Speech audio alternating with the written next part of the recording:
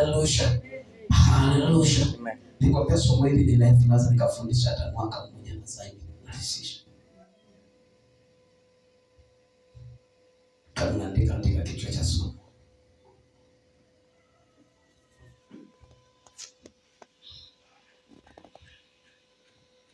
Kumi ni namba ya utaratibu wa Mungu. Au andika mwezi wa 10 ni namba ya utaratibu wa Mungu. Mimi sio mwalimu. Kwa hiyo naanza kuletea wewe, andika hivyo hivyo. Bwana Yesu asifiwe. Hallelujah. Kwa sababu usipoishi ndani ya namba ya utaratibu wa Mungu, kuna mambo hayawezi kwenda. Kwa hiyo mwezi wa 10 ni mwezi wa kufungua ulichokuwa ukioni kuonekana. Kwa sababu 10 inafungua utaratibu mpya. Ni namba ya utaratibu mpya. 10 ni namba ya utaratibu mpya. Kwa usipokaa sawasawa, hauwezi kutengeneza utaratibu mpya ofisini kwako. Hauwezi kutengeneza utaratibu mpya kwenye ndoa yako. Na ndio maana nilishawahi kuambia, nchi hii ilipatikana kwa utaratibu wa Mungu.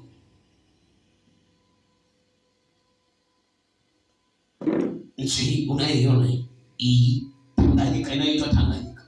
Sio inaitwa Tanzania. Inaitwa Tanganyika. Ilipatikana kwa asili ya mbinguni. Na ndio maana Tanganyika ilipatikana kwa mazungumzo, sio kwa kumwaga damu. Kwa neno. Sasa neno ni asili ya Mungu. Ni asili ya Mungu. Ni asili ya Mungu. Kwa tunapozungumza mwa namba 10, ni namba yenye utaratibu wa mbinguni. Na ndio maana nchi hii uchaguzi wake unafanyika mwezi wa 10. Sema amri 10. Maana yake sheria, utaratibu wa Mungu ulipoanzia. Na ndio maana nchi hii ni mali ya Mungu, sio ya shetani. Nchi hii ni mali ya Mungu, sio ya shetani. Japokuwa shetani anajaribu kuifuruka.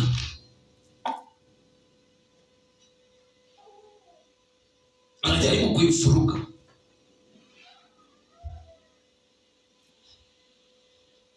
Na mama anapaswa kuomba sana.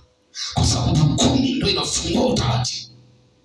Na ndio maana kwenye nchi hii mwezi wa 10 ndio unafungulia kiongozi mpya.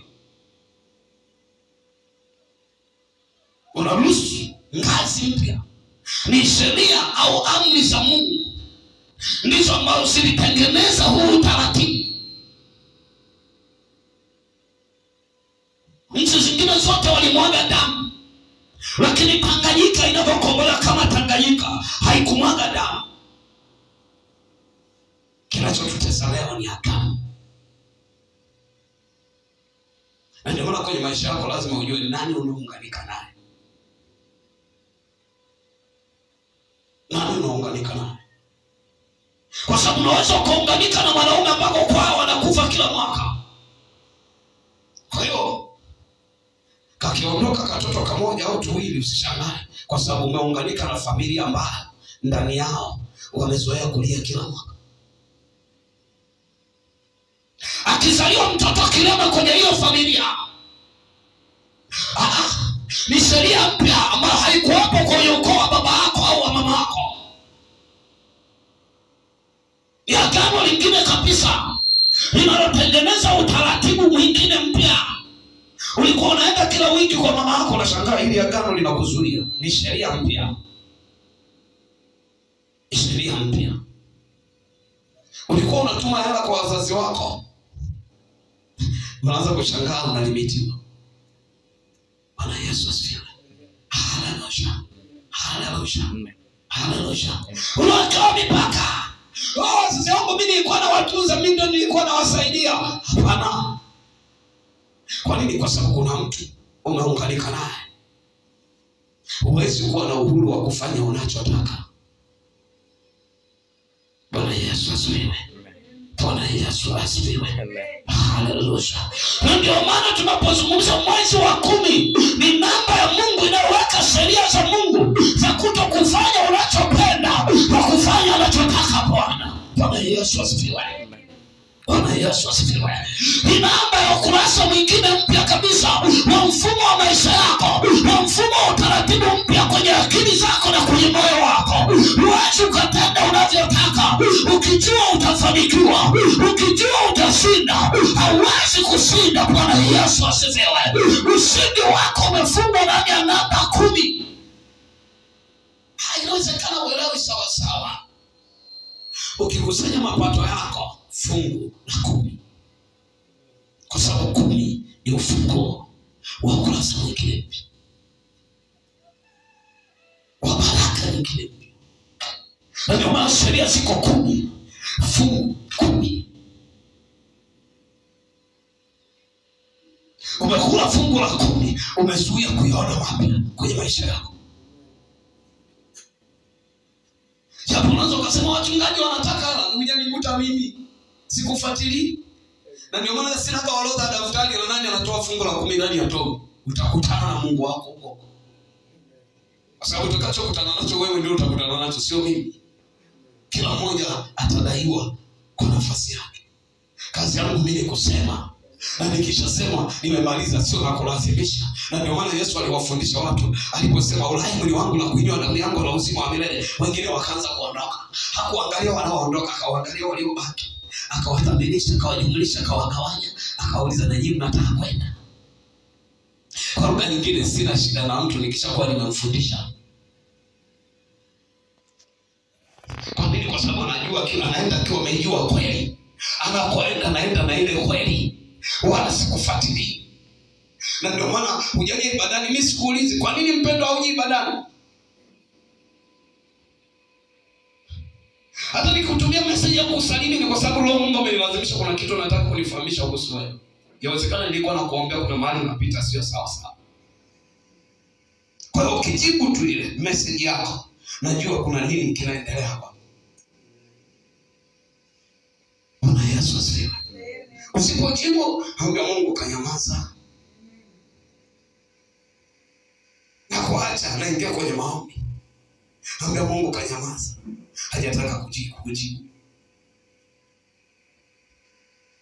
Naendelea na mambo yangu. Na kama kuna mtu mwingine hauna Mungu nipatie.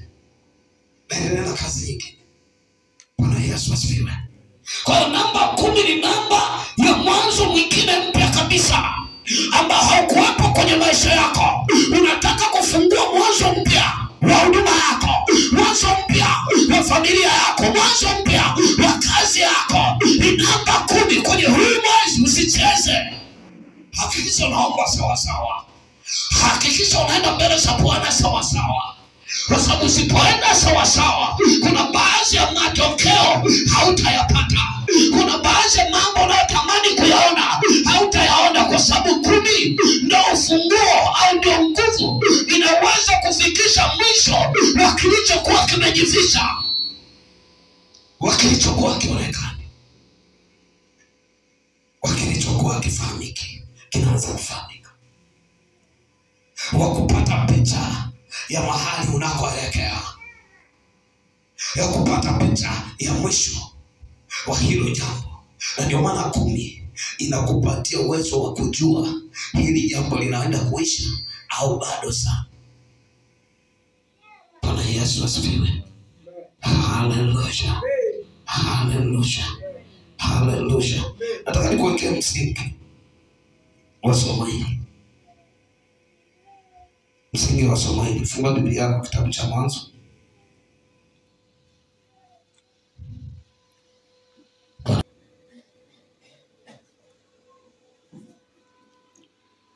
Kitabu cha Mwanzo sura ya 8.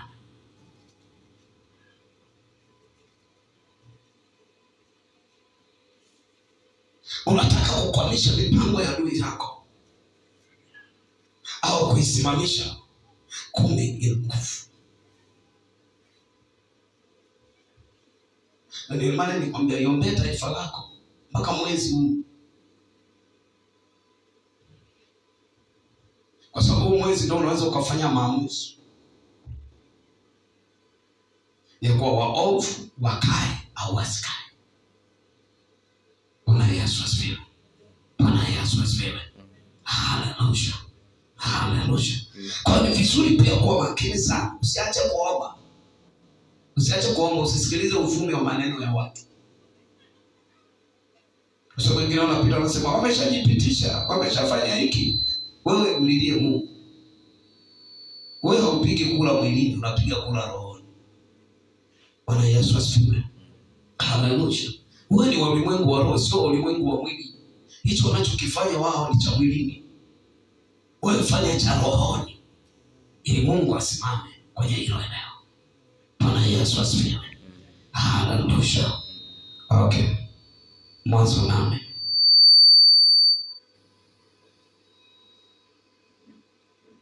Nitaanzia mstari wa 3 na nataka kuangalia mstari wa 4. Anasema haleluya. Haleluya. Nikwambia somo hili linaweza nikafundisha hata mwaka mmoja na zaidi. Nahisisha. Kama andika kichwa cha somo.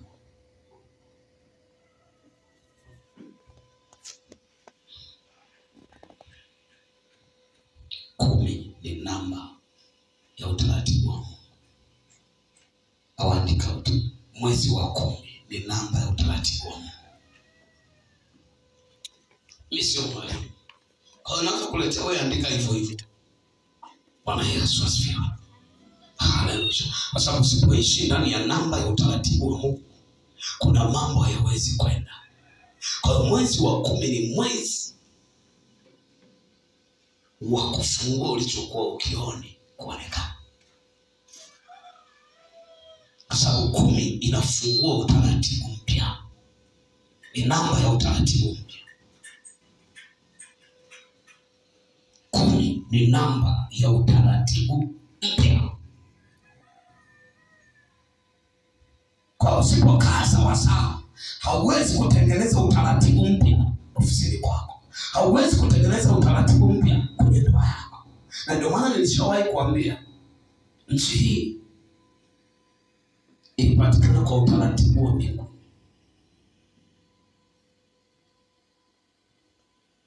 Nchi hii unaiona hii Tanganyika, inaitwa Tanganyika. Sio inaitwa Tanzania. Inaitwa Tanganyika. Ilipatikana kwa asili ya mbinguni. Na ndio maana Tanganyika ilipatikana kwa mazungumzo, sio kwa kumwaga damu. Kwa neno. Sasa neno ni asili ya Mungu. Ni asili ya Mungu. Ni asili ya Mungu. Kwa tunapozungumza mwa namba 10, ni namba yenye utaratibu wa mbinguni. Na ndio maana nchi hii uchaguzi wako unafanyika mwezi wa 10. Sema amri 10. Maana yake sheria, utaratibu wa Mungu ulipoanzia. Na ndio maana nchi hii ni mali ya Mungu, sio ya shetani. Nchi hii ni mali ya Mungu, sio ya shetani. Japokuwa shetani anajaribu kuifuruka.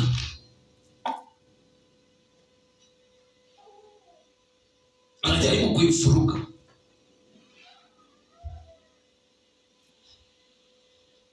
Na maana unapaswa kuomba sana. Kwa sababu 10 ndio inafungua utaratibu. Na ndio maana kwenye nchi hii mwezi wa 10 ndio unafungulia kiongozi mpya. Unaruhusu ngazi mpya. Ni sheria au amri za Mungu ndizo ambazo zilitengeneza huu utaratibu. Nchi zingine zote walimwaga damu. Lakini Tanganyika inapokombolewa kama Tanganyika haikumwaga damu. Kinachotutesa leo ni agano.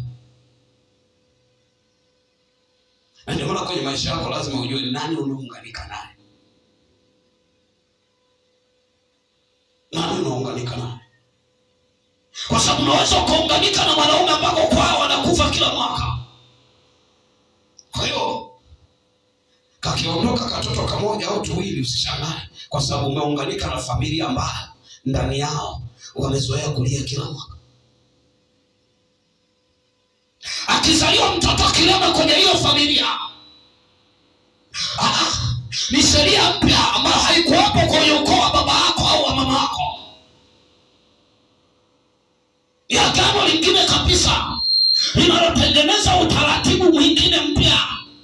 Ulikuwa unaenda kila wiki kwa mama yako, unashangaa hili agano linakuzuia. Ni sheria mpya. Sheria mpya. Ulikuwa unatuma hela kwa wazazi wako, unaanza kushangaa unalimitiwa. Bwana Yesu asifiwe. Haleluya. Haleluya. Haleluya. Unaweka mipaka. Sasa yangu mimi nilikuwa na watunza, mimi ndio nilikuwa nawasaidia. Hapana. Kwa nini? Kwa sababu kuna mtu umeunganika naye. Huwezi kuwa na uhuru wa kufanya unachotaka. Bwana Yesu asifiwe. Bwana Yesu asifiwe. Haleluya.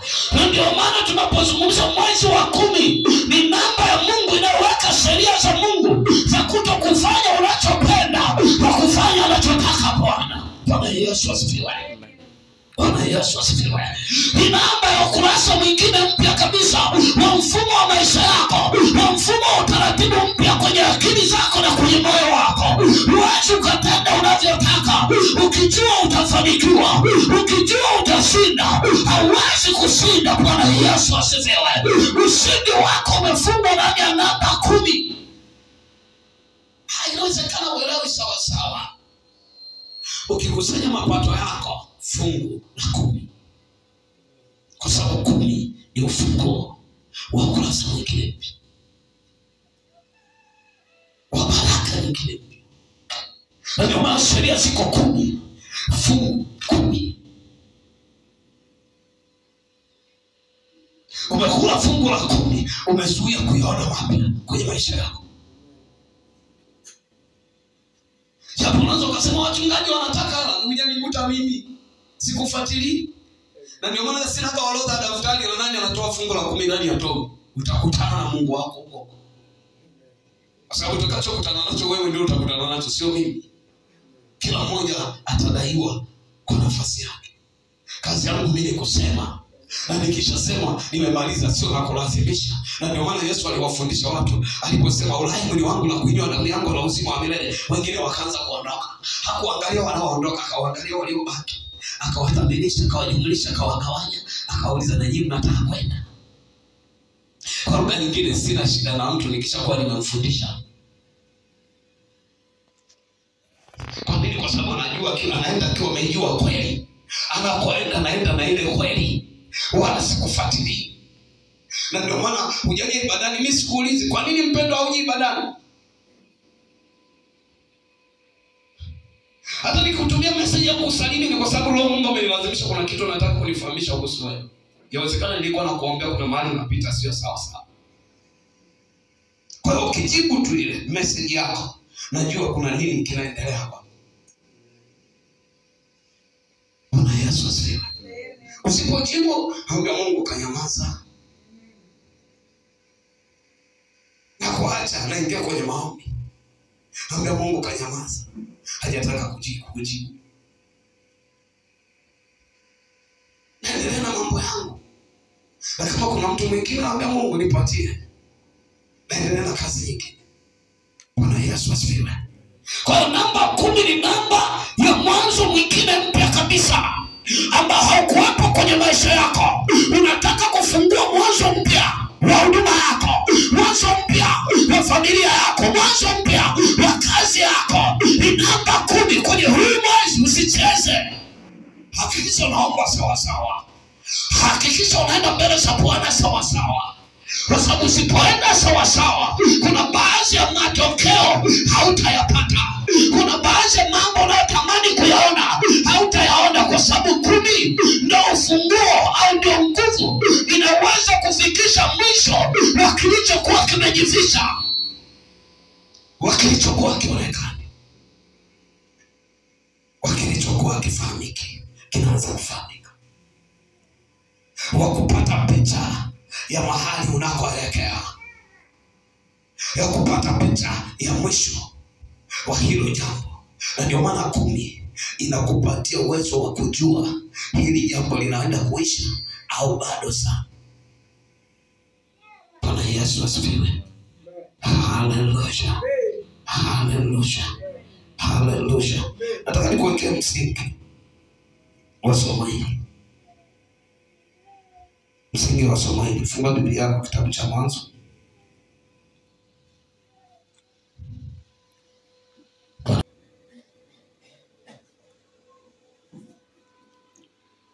Kitabu cha Mwanzo sura ya 8.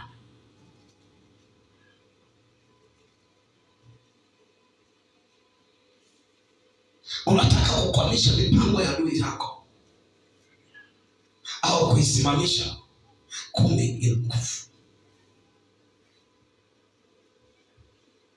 Na ndio maana nikwambia iombee taifa lako mpaka mwezi huu. Kwa sababu mwezi ndio unaweza ukafanya maamuzi ya kuwa waovu wakae au wasikae. Bwana Yesu asifiwe. Bwana Yesu asifiwe. Haleluya. Haleluya. Kwa hiyo ni vizuri pia kuwa makini sana. Usiache kuomba. Usiache kuomba, usisikilize uvumi wa maneno ya watu. Kwa sababu wengine wanapita wanasema wameshajipitisha, wameshafanya hiki. Wewe mlilie Mungu. Wewe haupigi kula mwilini, unapiga kula rohoni. Bwana Yesu asifiwe. Haleluya. Wewe ni wa ulimwengu wa roho, sio ulimwengu wa mwili. Hicho wanachokifanya wao ni cha mwilini. Wewe fanya cha rohoni ili Mungu asimame kwenye hilo eneo. Bwana Yesu asifiwe. Haleluya. Okay. Mwanzo 8.